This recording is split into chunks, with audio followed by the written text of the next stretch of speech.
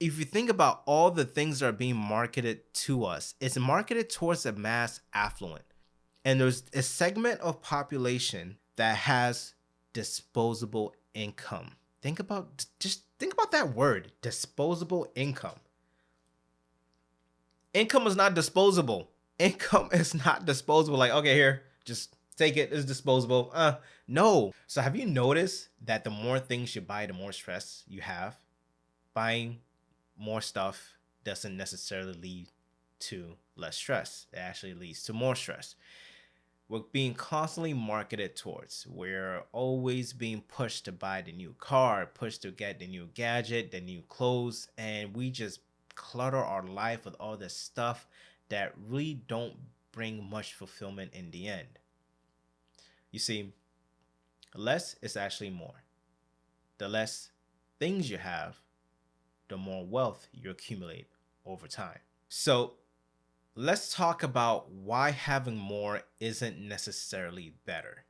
You see, the more you accumulate, the more cost you have to service that which you accumulate, whether it be a car, and the more stuff you have, the more clutter there is in your house. And now you have to find a way to get rid of all this stuff because here's the thing, you only have so much closet space and you only have one body.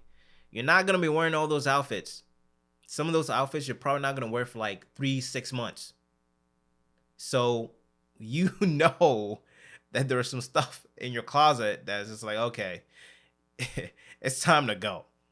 And so the more stuff we have doesn't necessarily translate to a happier life. It actually just translates to more maintenance and more debt.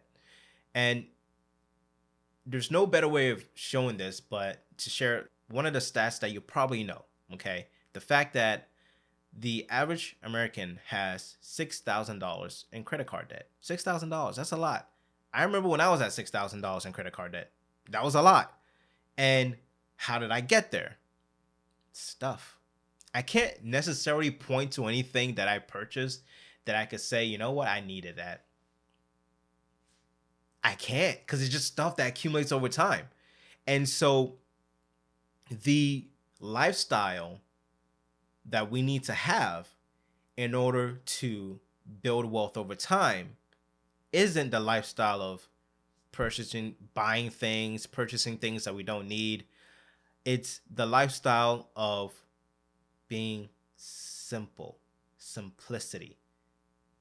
I found that when I kept things simple in my personal life, it also translated to me actually being able to save more. Now, a perfect example of this is Warren Buffett. I mean, come on, like the OG of wealth accumulation, and everybody knows who he is. But one thing we know about him that some of us don't take a pause to think about is the fact that he still lives in the same house that he had for years.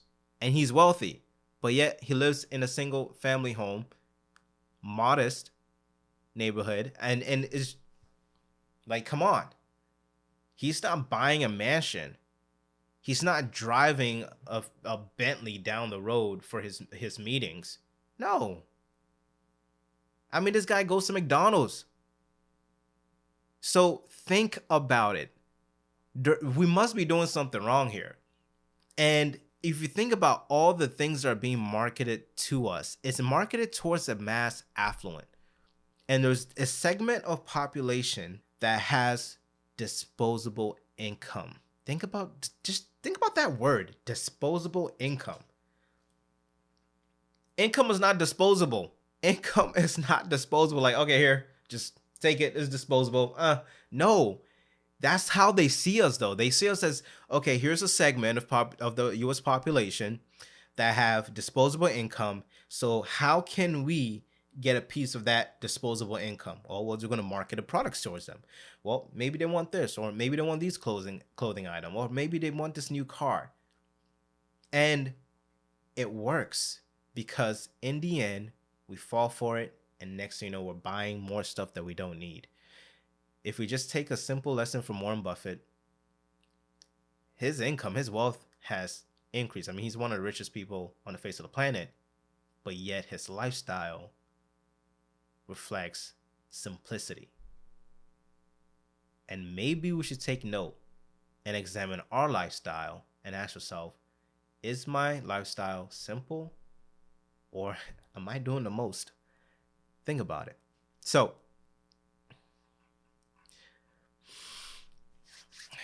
have you heard of minimalism?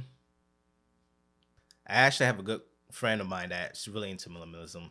I'm not really into like the whole culture of being a minimalist, but I like some of the principles that they have, and it is conducive to building wealth. I can tell you that. Now, minimalism is more than just a trend. Okay, it's actually a lifestyle that people live, and you following this lifestyle really points to you looking at things that truly matter. What really matters in your life is what you'll focus on instead of you spreading yourself thin by trying to keep up with other things that really don't matter, right? And when you overextend yourself and put energy and money towards things that don't matter in the long term, well, you're gonna realize that in the end it's just clutter. There's no value added to my life, and I'm just stressing myself out for no reason. But if you keep your life simple and you focus on the things that matter, which means that even for a perfect example, your living room space. Think about all the clutter that's in that space right now. Do you really need all that stuff in your living room? If you can, this is actually a challenge that I'm just thinking about right now. If you can go in your living room and minimize some things, take out some things that you don't necessarily need in your living room, that's a great starting point of changing your mindset and realizing I don't need all this clutter. I don't need all this stuff. Now, another place, if you're really serious about this, is going into your closet and looking at all those outfits that you have that you probably haven't worn, let's say within a year. Maybe it's time to let go. And that's one thing that I like doing is going through my closet and looking at the things that I have or the clothes that I have and asking myself, when was the last time I wore this? If I can't even remember the last time I wore it, it's going out. It's going to Goodwill. Out the door, going to Goodwill because I don't need that stuff. I don't need that clutter. So you've heard me talk about lifestyle inflation. I think I'm gonna make that a theme because I want it to like stick where when you think about increasing your spending, ask yourself, could I be maximizing my income in a different way? Instead of me buying a new car because my income increased, is there a way I can actually stick with the car that I have? Because the car gets me to point A. It's been doing that for a couple of years now. Do you really need to upgrade in a car, or can you upgrade in your savings account and putting more towards your savings account? So for those of you guys that haven't heard of me talk about lifestyle inflation, basically it's you increasing your lifestyle as your income increases. Think about Warren Buffett. He didn't increase his lifestyle. He still lives in the same house. Come on, right? So he didn't increase his lifestyle as his income increased. But what he did do, and we should do it as well, is we increase our wealth, we increase our investing, we increase our savings. And lifestyle inflation, if you fall into that trap, what ends up happening is that you now end up spending more money as your income increase instead of saving that money. Okay, so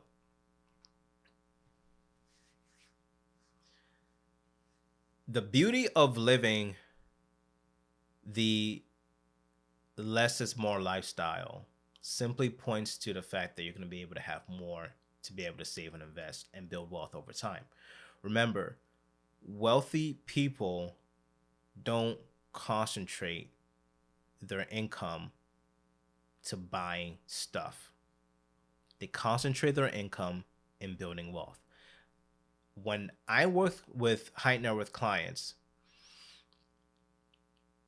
they never told me about the stuff that they had. They never told me about, oh, I bought this, I have this. They never bragged about any materialistic things. Actually, they bragged about being frugal. They bragged about being simple. They bragged about, hey, look, we don't do much, we live a simple life, and we just want to be able to have the financial freedom to just, do whatever we want to do and not have to worry about money.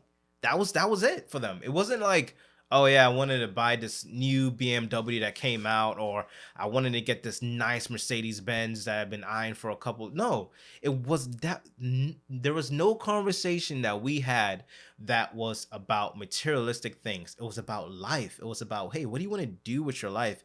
And it was about spending time with family. It was about about having money to be able to buy things for their grandkids or buy things for their kids and just set them up for success. And the thing was, that's what brought them joy. That was what brought them excitement. It was never materialistic things. And on top of that, some of them love to travel. And I remember having a conversation when I was like, hey, I just want to be able to travel and not have to worry about income at all. And they built the life where they're able to travel, and they were at peace. They were happy. But we never had a conversation about stuff, because that's not what they cared about. They cared about having a simple life to build the income that they needed in order to live the lifestyle that they wanted. So here is some things for you to consider, okay? Ask yourself the question, what is in my life right now that doesn't need to be there? What am I buying or spending my time on that I don't need to? And am I buying things just to have stuff in my house or my apartment? And if so, what are some of the things you can cut back and cut out? Because if you live the mindset of simplicity, you're going to be able to have a lifestyle that's free from financial stress, because you're not accumulating debt, buying stuff, and you're going to have that financial peace that allows you to be able to do whatever it is that you want to do without having to worry about money. That's the lifestyle that I want. So that's it for this video. Please go ahead and subscribe and like this video, and also comment if there's other content videos that you want me to do pertaining to finance, some principles that you want to learn about. Please let me know. I'll be more than glad to make a video about that. But also don't forget to hit the notification bell so that you can get updates as to when I upload my next video. Come on, let's go. Thank you for watching. See you in the next video.